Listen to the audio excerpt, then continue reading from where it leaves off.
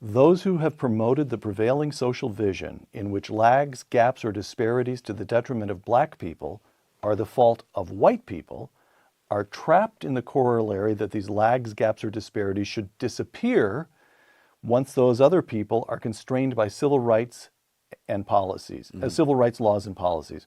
But nothing of the sort has happened. White people bind themselves to behave better by passing civil rights laws, and black lives should improve. But nothing of the sort has happened, you argue. In material terms, there has been some improvement. But that improvement began long before the civil rights laws were passed. From 1940 to 1960. 1940, 87% of black families in the United States were in poverty. 87%. 87. 1960, it's 47. So there's a decline of 40 percentage points in that 20-year period. In a generation and a half. Yeah, say, and this is before the welfare state comes in under Lyndon Johnson in the form of the war on poverty, the civil rights laws, and so forth. Now, over the next 20 years, from 60 to 80, the rate of poverty among black families goes down an additional 18%, which is fine, but it's the continuation of a pre-existing trend at a slightly lower rate. So it's not, and yet it's credited in the media and even in academia, it's credited usually to the civil rights laws and to the Johnson War on poverty. But of course, this was just a continuation of the previous trend. What really turned bad were the social degeneration that occurred over that period. I could go on for days about the social degeneration, but let me give you just one quick example.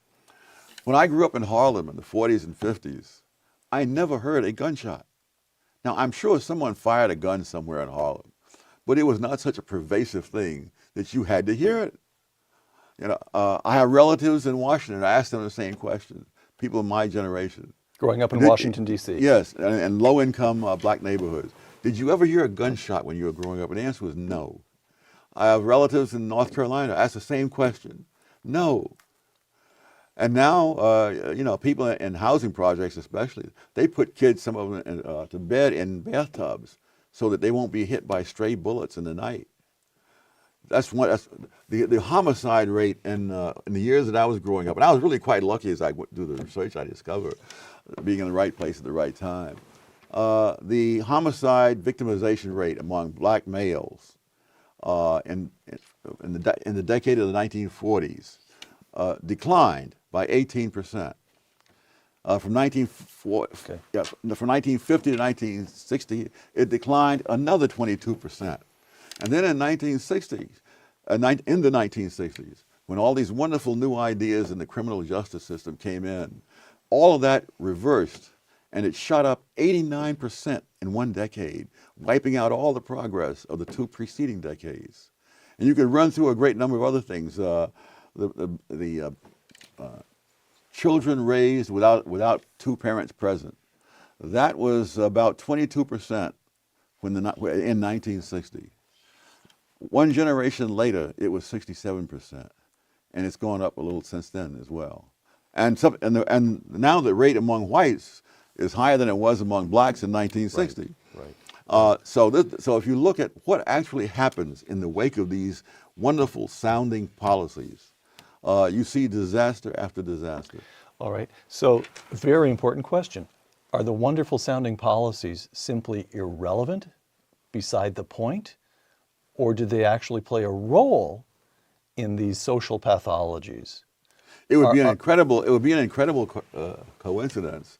But you see, and in fact, and I go into this in more detail in this second edition in the book. You see exactly the same pattern in Britain. And all the things that are, in fact, right down to riots in London, Manchester, and other cities, which read just like riots in Ferguson and Baltimore. And the things like, you know, race is not an issue because most of those people are white who are doing all of these things, right down to setting fire to police cars. So you see the same policies are brought in. And another thing that's very similar, and this gets into human capital again. People are saying, you know, poor people can't rise in America anymore.